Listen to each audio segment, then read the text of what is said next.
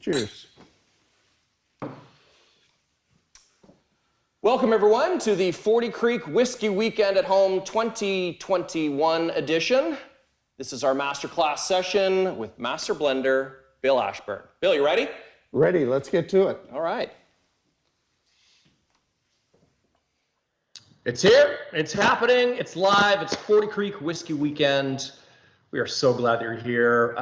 Thank you for all of you for tuning in a little earlier today for an incredible event of music and cocktails and lots of great stuff. Special thanks to the Crown Lands and JJ Wild. Wow, that was awesome. Live from the legendary El Macombo Tavern. And as much as we would, listen, we would all love to be hanging out in the 40 Creek parking lot doing this virtual thing's kind of fun. We've been able to touch base with people from across the country. It's fantastic. So now, earlier, it was kind of party time. Now it's serious whiskey time, celebrating all things 40 Creek, including our latest limited edition Master's Cut. And we do have lots to celebrate. We do have lots to celebrate. 40 Creek Barrel Select, our signature whiskey, has taken home some great accolades very recently, a gold medal at the Canadian Whiskey Awards and a gold medal at the San Francisco Spirits Awards. The Forager Botanical Whiskey and the Nanaimo Bar Cream continue to make tons of friends across the country. And Bill Ashburn has certainly outdone himself with his latest 40 Creek Foxheart. So today, we decide that, we're going to revisit our roots with 40 Creek Barrel Select. We're going to touch on Bill's fairly recent creation, Foxheart, and of course, we're going to dig deep into the very latest limited edition from 40 Creek, number 15, Master's Cut. And I am thrilled to say hello. We have a fantastic panel joining us today, and they are all whiskey experts, and we're super excited that they're here. I would first like to introduce a new face to Whiskey Weekend, but by no means a newbie on the whiskey scene. Please say hello to Reese Sims, otherwise known as the Whiskey Muse. Where are you, Reese? Hi, thanks so much for letting me be on this panel today. We're so excited to have you here. And also new on the panel is Whiskey Beth, Aunt Beth Bakes, Miss Beth Havers. Hello, everyone. So excited to be here. Thank you so much for including me. And of course, Davin and Blair DeKirkhamo, Blair Phillips, clearly two of Canada's most authoritative writers on all things Canadian whiskey. I mean, every time I get to do an event with these guys, I learn so much more about the Canadian whiskey category. Gentlemen, so excited to have you here. Congratulations on a great new accolade for the book. Davin, you want to share that? Well, sure. It's just been awarded best in the world for spirits travel. 120 countries competing in the Gourmand Awards in Paris, and guess what? We're the best in the world. Now, that wouldn't have happened without people like Bill Ashburn and you and a whole bunch of other people who all really made huge contributions. Thanks. Wow, fantastic. I'm delighted to be here with the fabulous Master's Cut. We're excited to have you. And of course, I would be remiss if I did not introduce the gentleman behind the liquid at 40 Creek. And you're going to correct me on this, but I think we originally said it was a 34-year veteran in the spirits industry, but you just corrected me the other day. Is it not 41? Well, it's 41 years in the alcoholic beverage industry. Kind of straight at the beginning into the wine industry. All right, so 34 solid years in the spirits industry with a ridiculously long list of amazing, best-in-class industry accolades. 40 Creek Master Blender Bill Ashburn is here. Cheers, Bill. Glad to have you. Glad to be here. All right, so listen. Today, as much as we're going to have a lot of fun sipping here with the panel, it's really also about you joining us at home. We want you to sip along with us. If you have questions about any of the whiskeys, questions that you would like to address to anyone on the panel, please feel free. Just drop them in the chat wherever you are, and we're going to try and get to as many of your questions as we go through this evening's festivities. Also, as with all of our events, we do recommend and encourage you to enjoy responsibly tonight. All right, so for all of you sipping along at home, we're going to be talking about three whiskeys, as I mentioned: 40 Creek Barrel Select, 40 Creek Foxheart, and 40 Creek Master's Cut. All right, everybody ready? Let's get at it. Bill, All right, Bill, you've made a lot of great whiskeys over the years. 40 Creek Barrel Selects kind of set the new standard for Canadian whiskey, and I'd like to go back to, kind of 21 years. One of my very favorite conversations with you have been about the origins of Barrel Select. Do you mind just, telling our guests and our panel here a little bit about kind of, some of the inspiration and that really kind of pivotal time when you guys were creating 40 Creek Barrel Select? 40 Creek Barrel Select was created at a time when the Canadian whiskey world was contracting. John Hall took this as an opportunity. We created this whiskey, launched it when everyone else was backing up. It didn't do so well when it was first launched.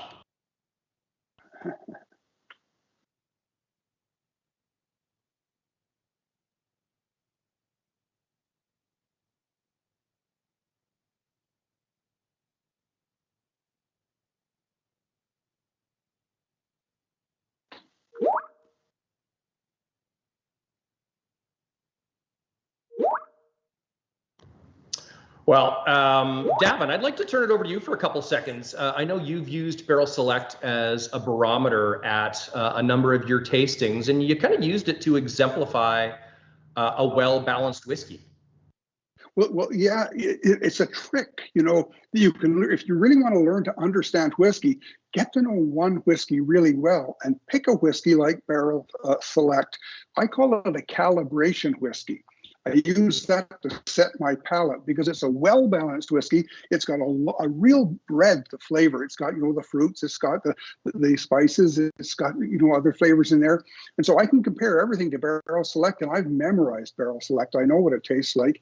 And so whatever, do I like this, this aspect of this whiskey? How does it compare with Barrel Select? So yeah, Barrel Select is really right up there. And it's a whiskey. Well, I think that Bill was John were right when they started this. They want to make that whiskey just that much better than all the competitors, and they've come up with a whiskey that you can compare anything to. Love it. And Reese, from bartender extraordinaire, I've sat across the bar from you a number of times and enjoyed some spectacular cocktails. You're a huge whiskey advocate and educator. Can you tell us about your first experience with Barrel Select and the impressions that it left on you?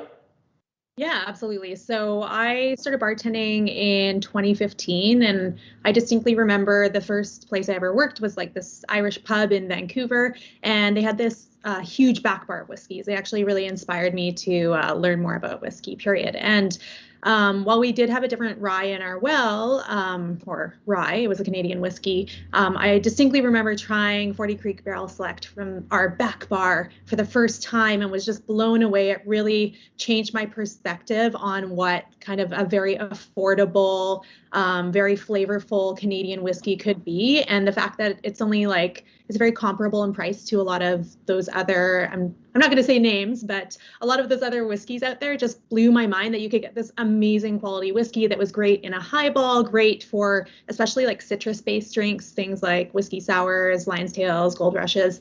And it's just incredibly versatile and so affordable. So I remember speaking volumes. I was so excited to meet you when we met for the first time in 2016 when you came to Vancouver. And then I think my love of 40 Creek has really just evolved from there and graduated into more premium expressions that we are going to be trying very shortly. So, yeah. Love it. And, I'd kind of like to throw this one out to the panel for everyone. I mean, maybe Bill, will start off with you and then go around the panel. But what do you think the staying power is for Barrel Select? So, in my opinion, the reason why it's had such a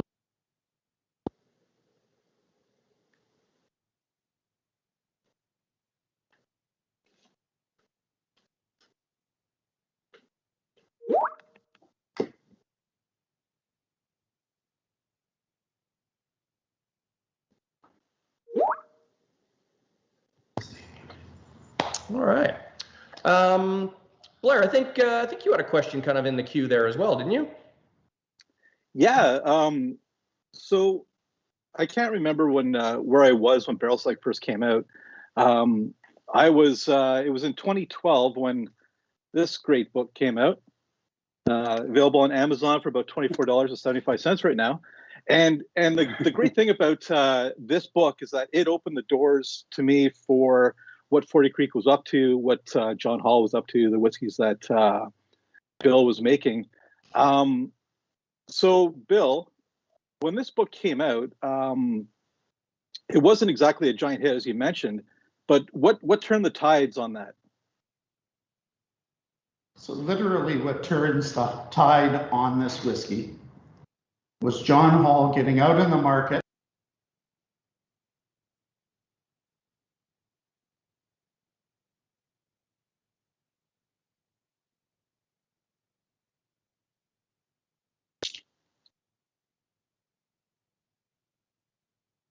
flowing.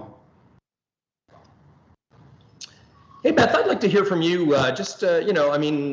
Being extremely knowledgeable in the whiskey world, what do you think the staying power is for Barrel Select for you?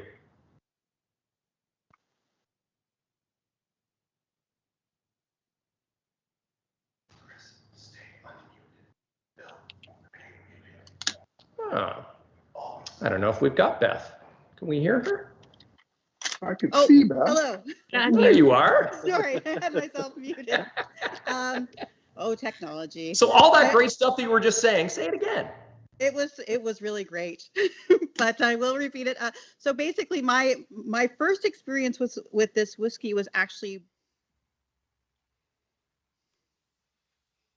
in Paris, Ontario, and I think what Bill was saying just about that kind of like building that kind of brand on that and going out and having people go out and sample it and having it be just a consistent product across the board has just really made it one of these staples. And what Davin was saying as well, like that staple benchmark whiskey, it's absolutely perfect for me. But yeah, I think that's really what it is, just a great consistency.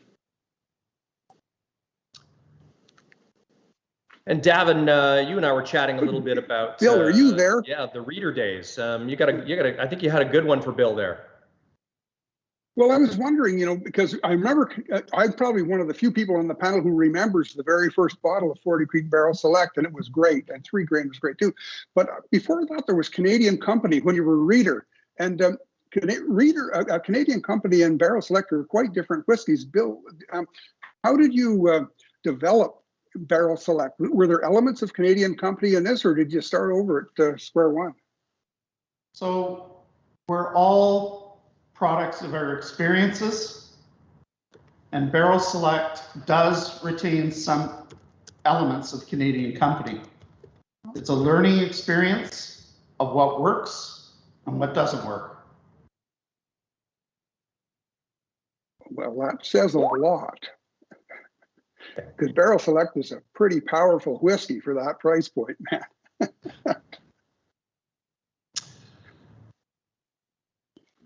All right. So listen, I got a couple of questions in here from the chat, which is fantastic. Devin wants to know, Bill, good one for you. Contrast between Copper Pot versus Barrel Select. What's the big difference that I'll taste? So when we developed Copper Pot, the idea was to do an amped up Barrel Select.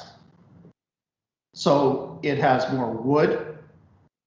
It's also at a higher ABV. It was just developed to be bolder and more full. All right. Fantastic. And I think, Reese, you had a great question a little earlier about kind of what was going on with bourbon and Scotch and potentially the influence on Canadian whiskey or on Barrel Select. Did you want to direct that one to Bill?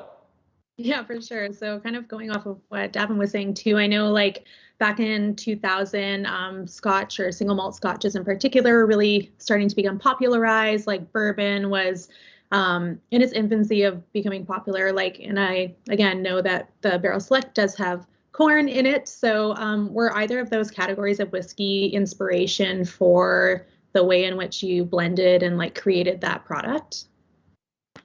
So on the blending side of things, bourbon certainly was an influence. People were looking for stronger flavors. Canadian whiskey had the reputation of being brown vodka. We did not want to have our whiskeys have a reputation. The Scotch was more an influence on the packaging side than it was on the liquid. So the best of both worlds. Yeah. Sort of. I got a great question from Jay, but I think we'll come to that a little later, Jay. So don't worry, I got you on notice here. But I think, from great origins has sprung a long line of innovative and award-winning expressions for 40 Creek. And I'd like to move on and spend a couple of minutes with a spectacular whiskey. And I know it's just starting to hit some markets, which is great. But 40 Creek Foxheart is starting to reach out across the country. And Bill, I know there's some of us out there that have heard the story before, but for a bunch of folks who are just dialing in and Foxheart is new to them, do you mind telling us a little bit about the backstory? The story of Foxheart, the liquid development, just goes to show that ideas for liquids can come from anywhere. We were at our sales and marketing convention in Victoria back in February of 2020. We were sitting around one evening talking about different spirits, which is what spirit people do at night. And someone asked me what my favorite rum was. And I said, well, it's this 12-year-old rum. And the answer back was, of course it is. That's the most whiskey-like rum there is. Little light bulb went off in my head and went, what about if we mix that in with Canadian whiskey? Can we get some of those nuances that the rum provides and add to what the whiskey is? That's where the liquid came from. Foxheart is actually my wife's and my kennel name for the wire fox terriers that we breed and show. So that's where the name came from. And I don't know if I've got that centered properly, but I think that is a really cute picture of one of Bill's prize dogs, Ruby. She's actually a real dog. It's not just some fancy illustration we put on a bottle. A bunch of us have had the opportunity to meet Ruby. She is a treat, and that whiskey is a great little testament to her spirit. So let's have a little sip, everyone, and I'll be curious to get the panel's opinion on 40 Creek Foxheart. And if you're sipping along at home, please feel free to drop some of your comments in the chat. Let's have a sip of 40 Creek Foxheart. Cheers, everyone. Thank you for joining us for Whiskey Weekend at Home 2021. Now, Reese and Beth, I know both of you, I admire your restraint. This is your first sip of 40 Creek Foxheart. You've held off for Whiskey Weekend, which is awesome. Reese, let's start off with you and get your thoughts on Foxheart. Yeah, for sure. First, it's delightful. I would say it has a lot of that kind of Demerara, or almost like rum funk. That's how I describe it. The dunder, I don't know, or English style. So a lot more about that, like I said, Demerara molasses to it. But yeah, rum lends really well to whiskey. I'm really glad to see that there are a lot of distilleries incorporating rum or rum casks, which we'll talk about soon, I'm sure, into the whiskey world. It's amazing pairing. I love that you brought up the funk. One of my favorite expressions when this one first came out is "Don't fight the funk." It's awesome. Beth, this is also your first sip of 40, or actually, pardon me, this is not your first sip of Foxheart, but it will be your first sip of Master's Cup coming up. You are a Foxheart expert at this point. I love Foxheart. So first off, I want to say, Bill, thank you very much for making my favorite. Like, this has been my summer whiskey. I think we've gone through probably about 3 bottles now. I love it on its own. Great in a cocktail. And I keep things simple with cocktails. So basically it's this and lemonade, and it's just a perfect cocktail. But I really wanted to ask a question about this. And this is something I find quite fascinating here in Canada, that it's a whiskey. Obviously it's a Canadian whiskey, but you do have that Caribbean rum added. So can you really explain to us how you go about adding the rum and what makes it a whiskey? What makes it still be a whiskey? Sure. So under the law, in Canadian whiskey, you can add up to 9.09% flavoring. And that isn't flavors like you buy from a flavor house.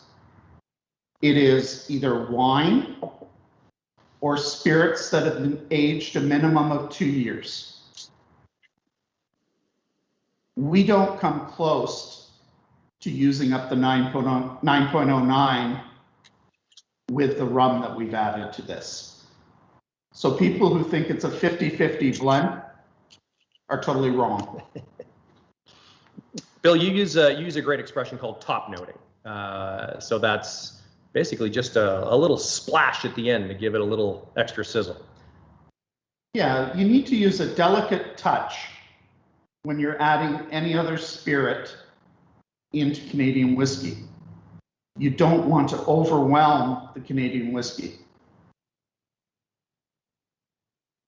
All right. Davin, you had a great question about the base of Foxheart. Yeah, I was really wondering, because Reese, I got the same thing you did, like that Demerara sugar molasses, and I didn't really get rum on this until I found out there was rum in it, and then suddenly it was just everywhere. But Bill, I'm wondering, like what did you use for the base whiskey for this? I mean, this is not barrel select with a little bit of rum on top. This is something totally new. How did you develop this whiskey?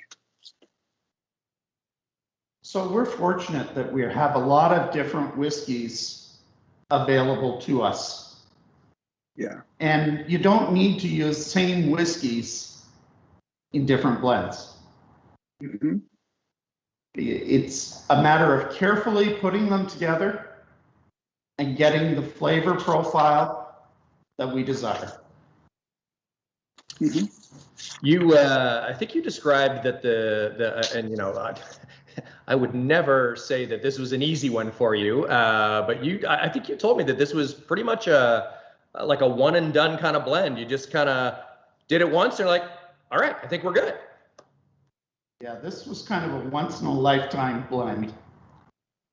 I literally got off the plane from Victoria, stopped at the distillery on my way home, put together the blend before I went home, and tasted it the next day. And that's the blend that's in the bottle today. Wow. All right. If it was only that easy all the time. I wish it were. Chris, I remember interviewing Bill for Whisky Magazine and asking about this, and he said that he remembered all the flavors, and he half did the blend in his head before he ever even opened a bottle. It's pretty amazing. That's kind of how I do all blending. I have the good fortune of a very good taste memory, and I'm able to work things out before I actually go into the lab and put things together. Blair and Davin, I know you guys are pretty familiar with Foxheart at this point. And Blair, you had an interesting comment back when this first came out about it not being overpoweringly rum, and kind of how hard it might be to overdo that. Is that that's still correct in that? There's some really nice whiskey spices on the palate. They really howl. I'm not going to make any more dog references besides that, but it does sit pretty, right? Yeah, this you were is up fantastic. for hours writing that, weren't you? Yeah, all night.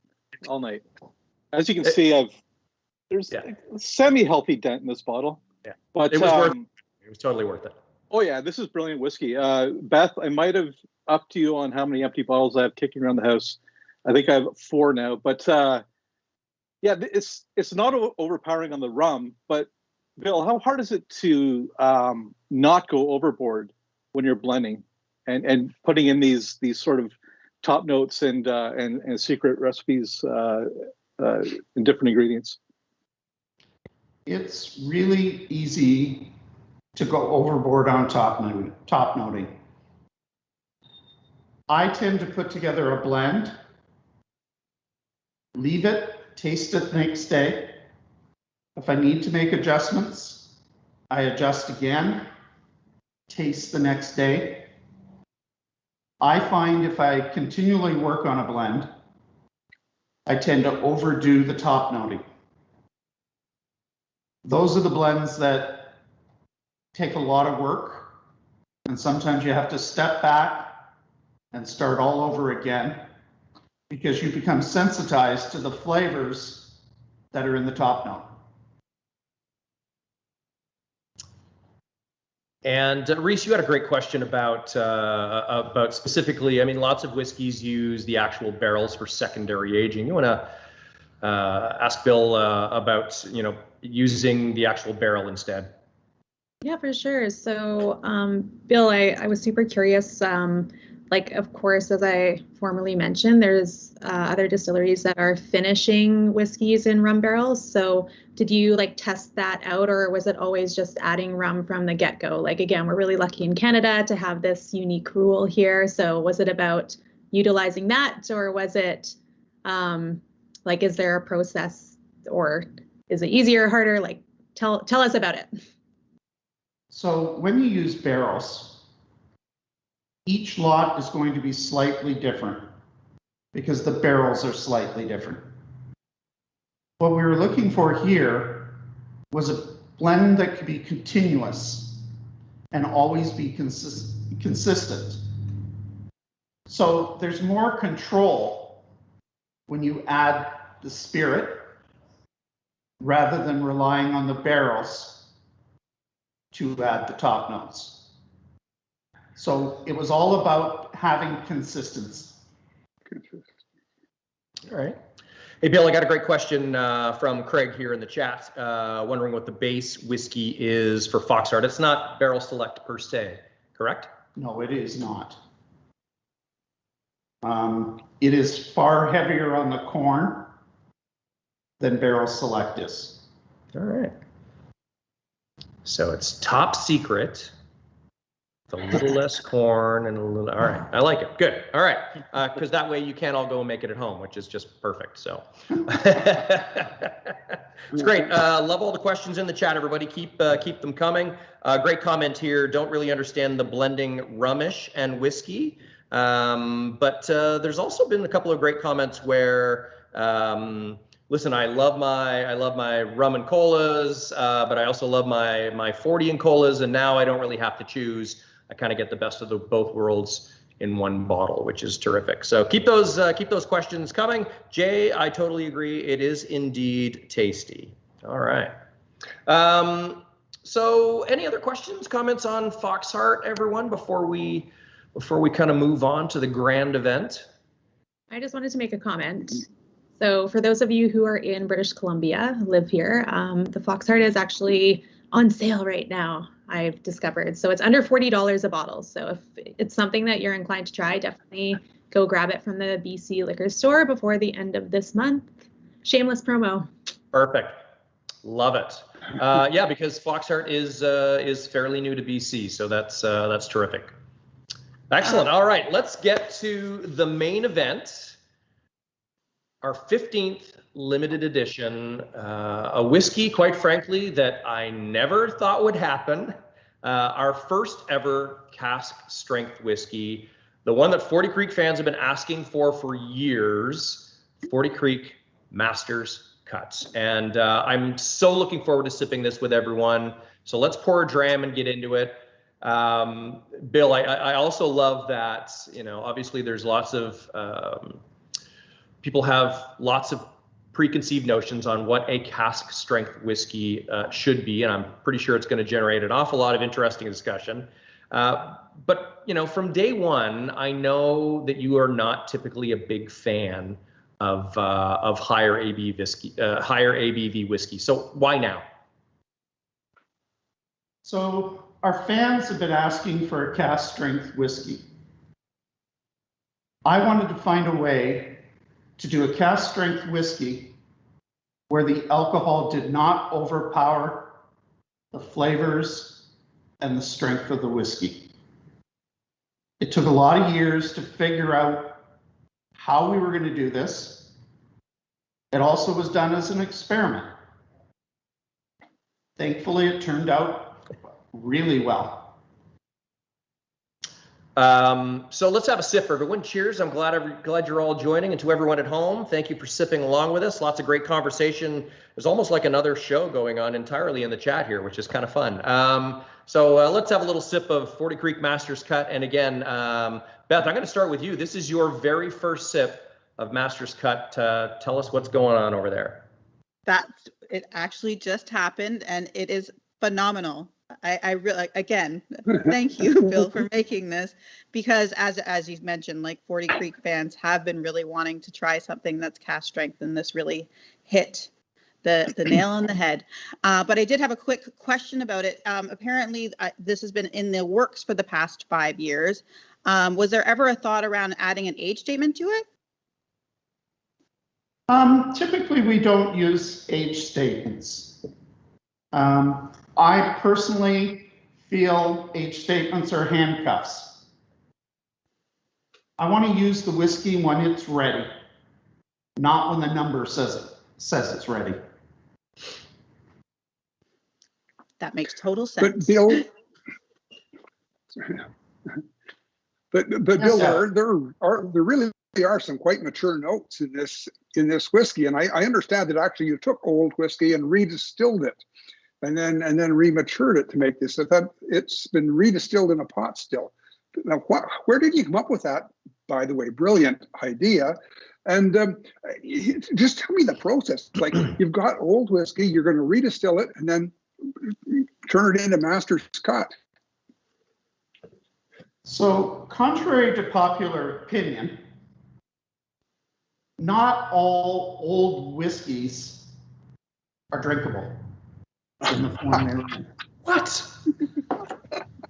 We're talking 40 Creek whiskey here, Bill. So we all have skeletons in our closets. So the way to utilize this older whiskey was to redistill it, capture the good notes, and get rid of the bad. And under Canadian law, when you redistill, you lose the age. Yeah. Which is absolutely fine.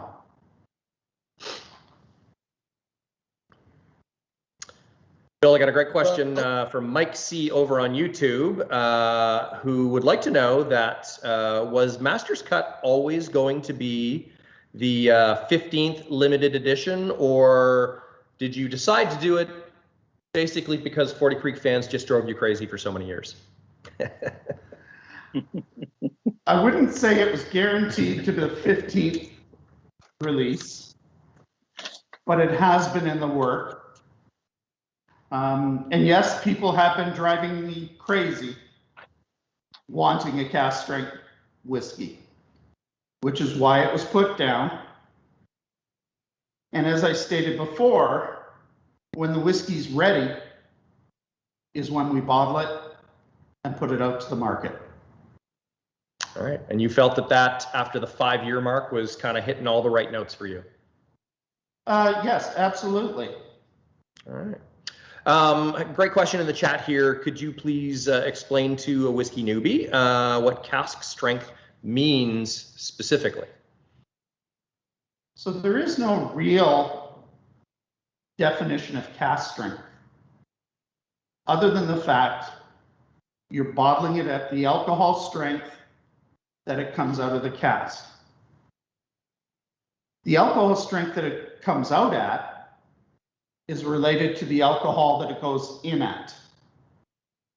So there was no water added to this product when it came out of the cask.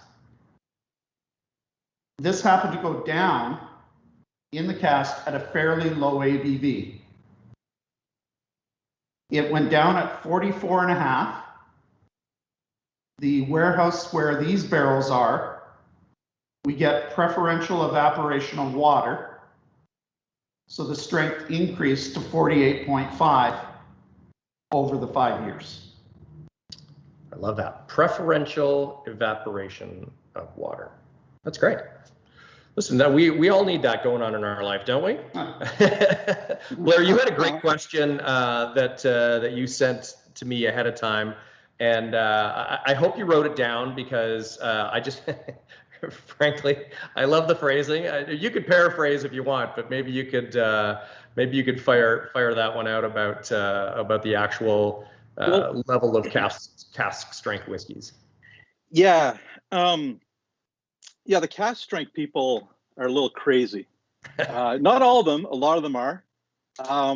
It's kind of like I did some writing about hot sauces quite a while ago, and there's this group of hot sauce fanatics that are very parallel with the thinking of cask strength whiskey, that want these outrageously super high octane hot sauces, stuff like Satan's Blood, Widowmaker, ultra death sauce, like really cryptic stuff. And these hot sauces are so potent and powerful that you're not getting a lot of flavor from them. You're getting a lot of burn from it. So you're spending the next week gently dabbing on your toilet with an ice pick, right? Or not with an ice pack. Not an ice pick. That's even worse. That's way worse. And you're not getting the chance to really enjoy the flavor of it. Now, with Master's Cut, I can already see these fanatics saying 48.5%. Like you have your cask strength bourbon guy with the whiskey and guns or for shooting baseball hat. You have the Scotch guy that's going to have like, check out my bagpipes. You know, they're just a little bit basic. You know, and I just want to know, like, so these guys are thinking 58.5% and plus. That's what I want. That's a cask strength whiskey. But can you tell us the decision process before making this final proof where it was? So the idea, from my perspective, was always to make a lower ABV cask strength. I don't particularly like my nostrils being burned out by alcohol. So I set out to make something that was full flavor, but lower than the normal, typical cask strength whiskeys. Definitely a higher proof than we typically offer, but not in that huge ABV range. Now, does this explain why your previous whiskeys, a lot of them are 40%? Is that because you are getting that really flavorful whiskey going forward before you proof it down? So 40% is still extremely flavorful because that is just the way it is with the way we make whiskey. Yeah, we're able to get full flavored whiskeys at 40%. There's no need for us to go to the 45, 50% on a regular basis.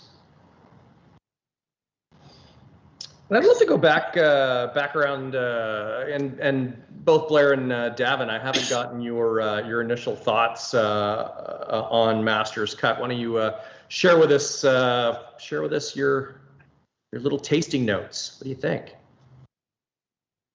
Well, from my perspective, this whiskey really does have a lot of maturity in it, although it's young. But I know that the whiskey has matured in the barrel. And then when you distilled it, some of those congeners followed along into the new spirit that you created. So I'm getting notes here. They're not barrel tones, but I'm getting notes that are reminiscent of woody notes, reminiscent of cedar and things like that. There's lovely spiciness in this whiskey, just really spicy. And Bill, you said you didn't want to a whiskey that would burn your nostrils. And of course, this one doesn't. But just smell that.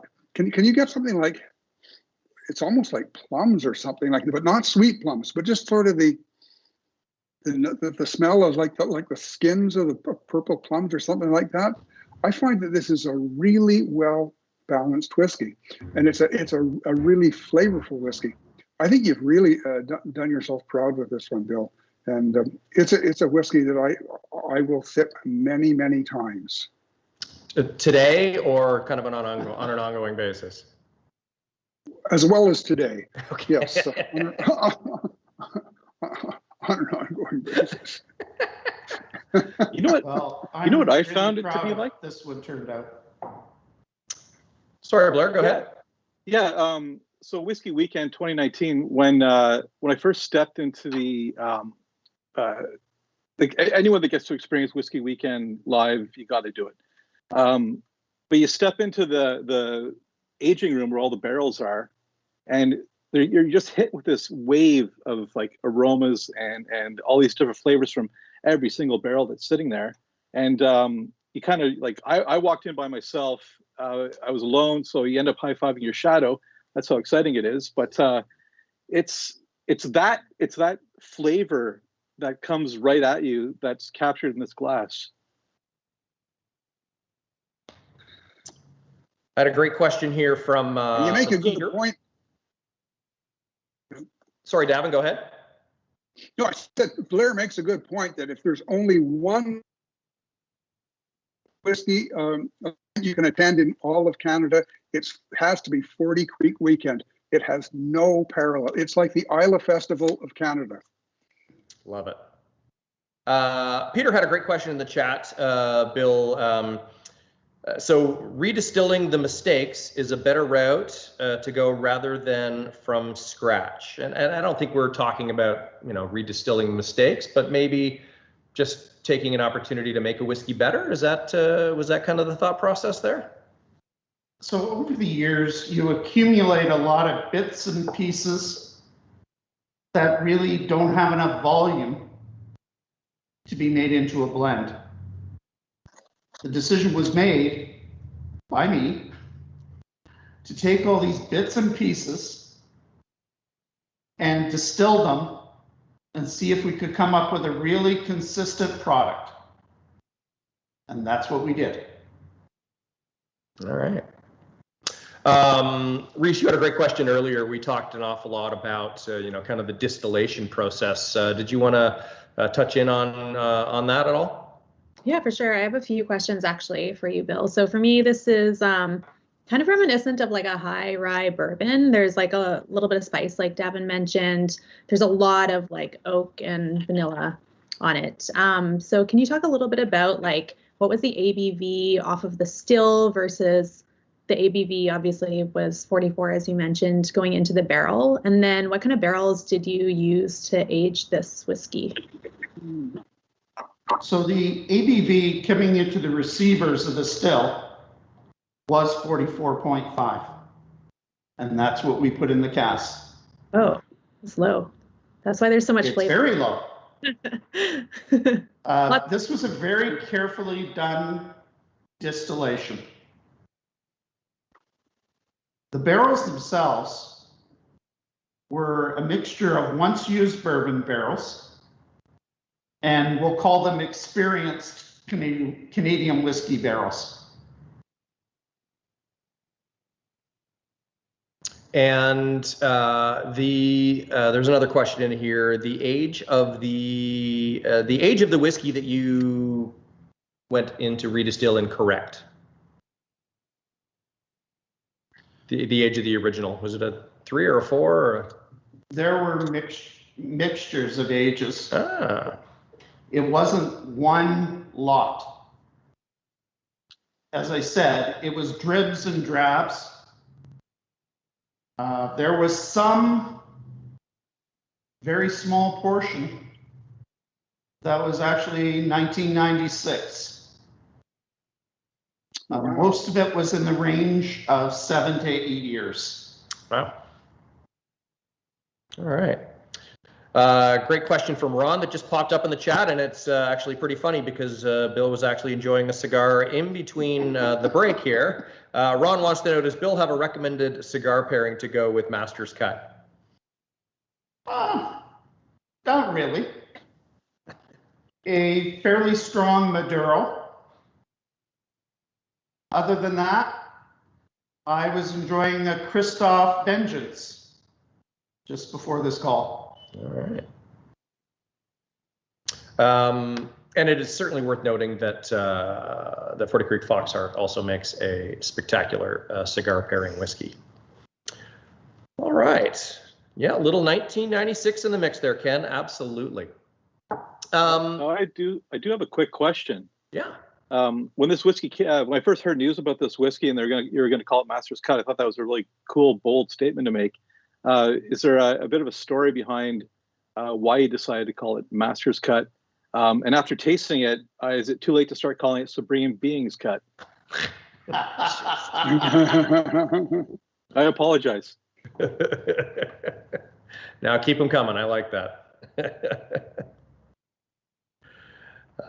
Very good. So, you know, what I like the fact is that, Bill, you've certainly done a cask strength whiskey your way.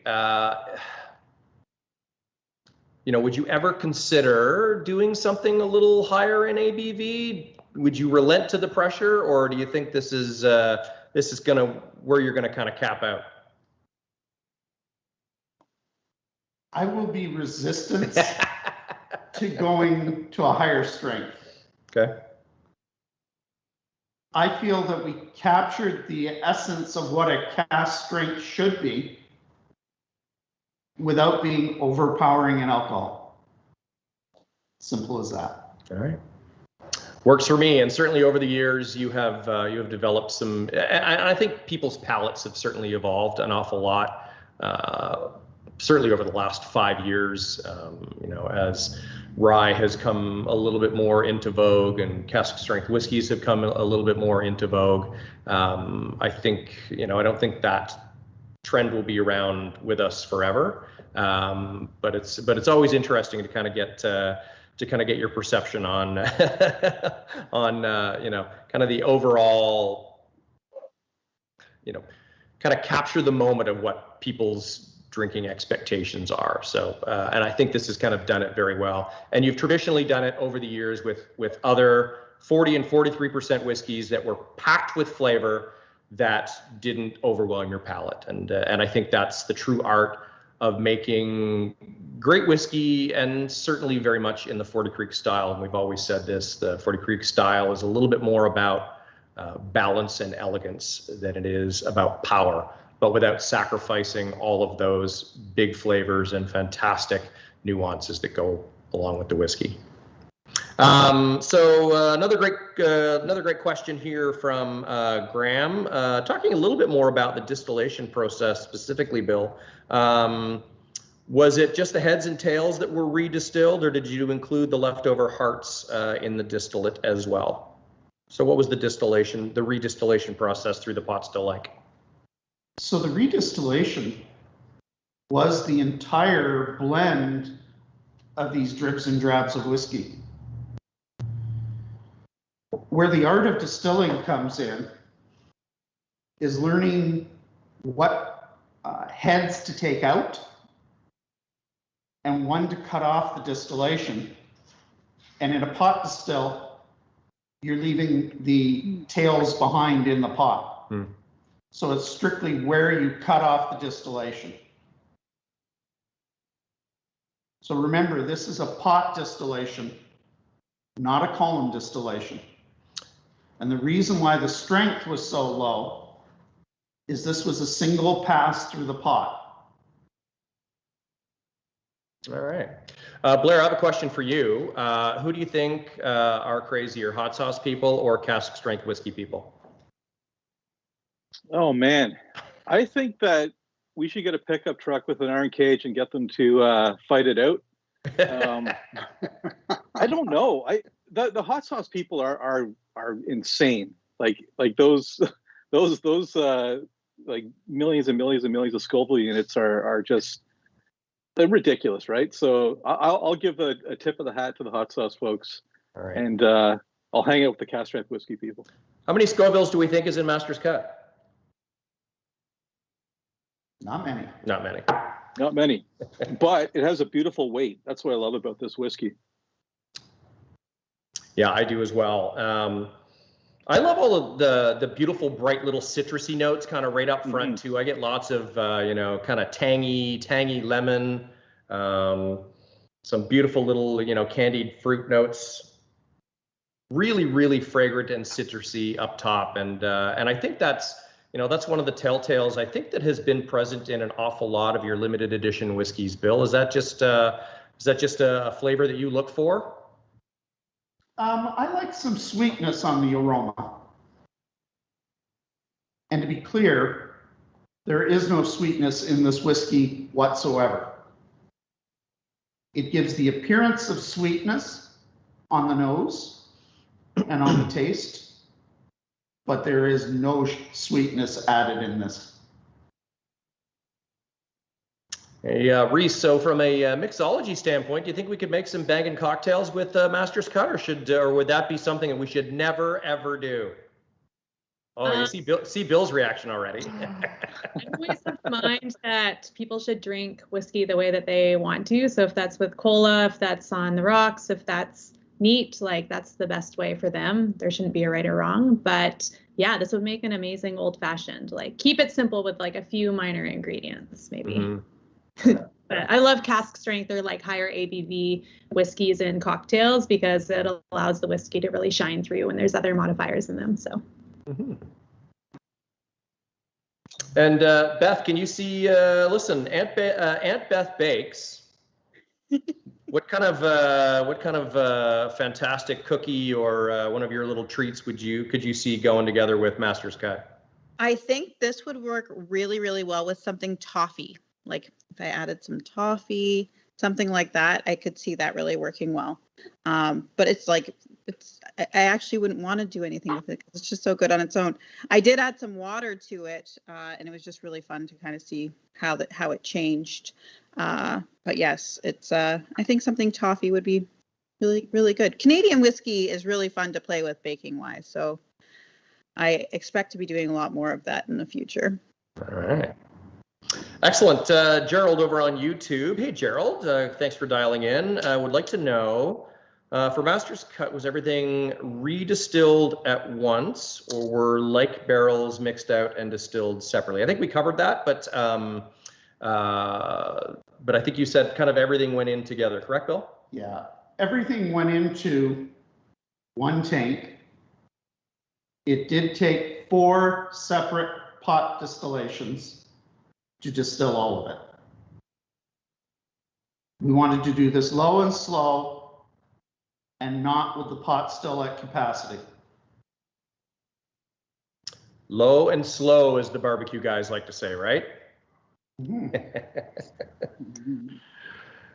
All right. Great comment there about being enamored with the aromas of Master's Cut. Try it diluted with water. And you know what? I've kind of had it both ways.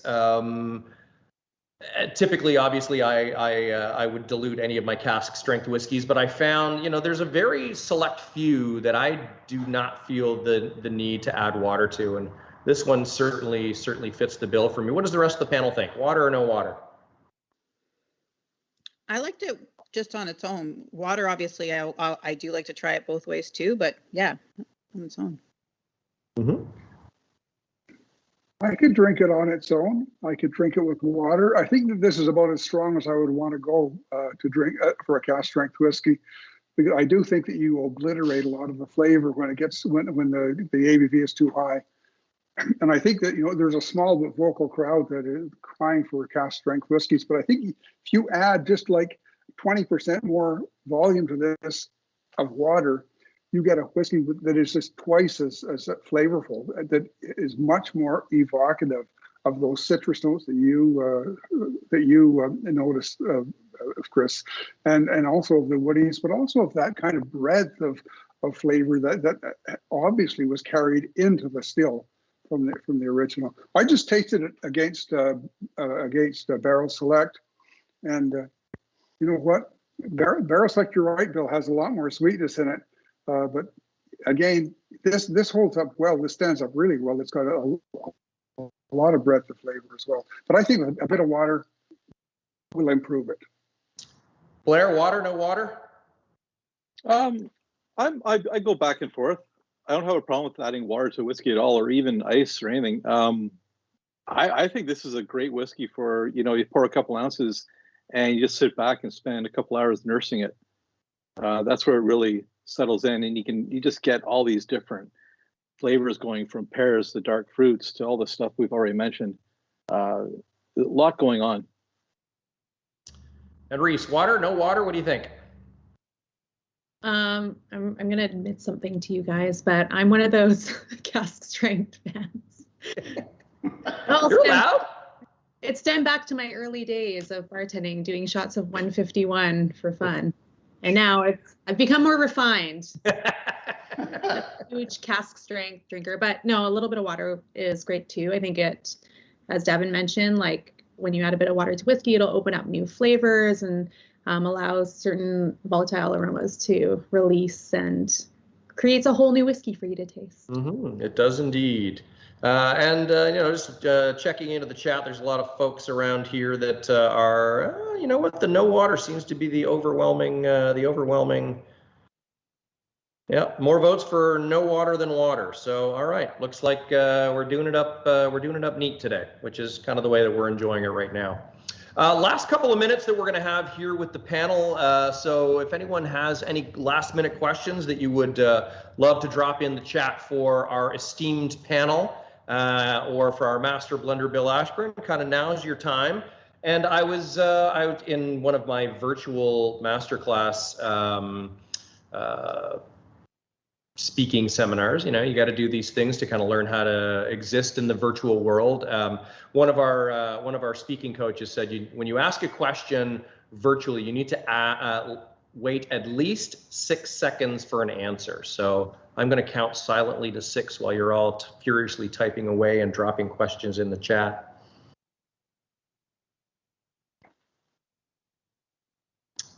James, I love it. I will drink it here, there, or drink it anywhere, quote unquote, Dr. Seuss. Absolutely.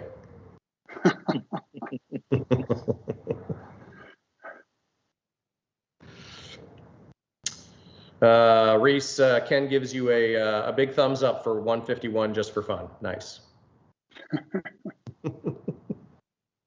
I'm actually commenting in the chat, but I was saying that was in my 20s, and I've matured like a great whiskey. So now cask strength or like martinis are my way to drink things that are strong.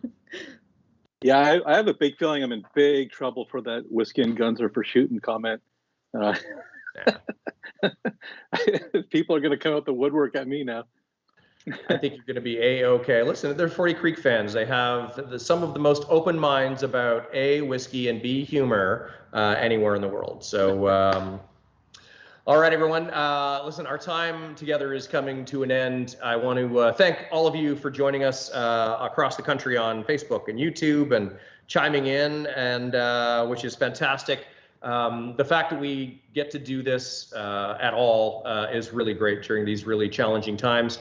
Clearly, we'd all love to be hanging out here at the distillery, doing this in person, but being able to chat and sip along with this very esteemed panel of friends and whiskey experts is really terrific. To our friends dialing in from the US, I see a bunch of you dialed in, which is fantastic. We've got folks that have dialed in from BC and Alberta, big Edmonton sipping party going on there, which is fantastic. Thank you guys, I appreciate it. We've got lots of folks from Ontario that are dialed in, which is great, and a few of you out in the East Coast. I see you there as well, which is terrific. Thank you everyone from dialing in all across the country, which is great.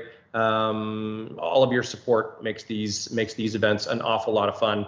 To our esteemed panel, Reese, Beth, Davin, Blair, Thank you, guys. I mean, this was a lot of fun. It's very rare that we're kind of all in the same room at the same time, particularly over the last couple of years. So being able to hang out with all of you guys and sip and chat and nerd it out a little bit with some great whiskeys, it's been a real pleasure. And of course, I want to personally thank 40 Creek Master Blender Bill Ashburn, who I'm really enjoying my time working ever more closely with Bill, which is great, which has been terrific. Listen, a couple of years ago, when the last time we did this in person, Bill was literally driving a forklift, helping us pack up tables and move all kinds of equipment and stuff around. So it was really great. You know, in any way that we can have Bill Ashburn part of Whiskey Weekend, it's really a good thing. I want to thank our incredible brand team, Alyssa, Quinn, and Gabby, and George, and Nathaniel. And I see David is logged in here, which is fantastic. And Mel, I believe, was logged in. Thank you guys so much for joining us for Whiskey Weekend. It's been a great pleasure with all of the good folks, also behind the scenes, making it happen. We got a big crew of 3 here hanging out with us at the distillery. I know, it looks like $1 million production, doesn't it? Which is great. So thanks to the good folks, Mark and Chris at Collider, and all the guys behind the scenes kind of making this happen. So listen, everyone, Whiskey Weekend would be nothing if it wasn't for the pure, unadulterated passion of our fans. You guys make us who we are. You are the most engaged, passionate whiskey fans on the planet, and we're so glad that you get us.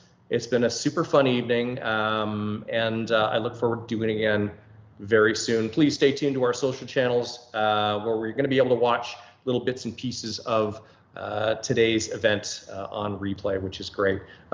Reese, Beth, Blair, Davin, Bill, thank you very much. It's been a great Whiskey Weekend. My name is Chris Thompson. I'm the North American brand ambassador for 40 Creek. It's the greatest job in the world. It's been a true pleasure tonight, and I hope you enjoyed yourself for 40 Creek Whiskey Weekend at home. Cheers, everyone. Cheers.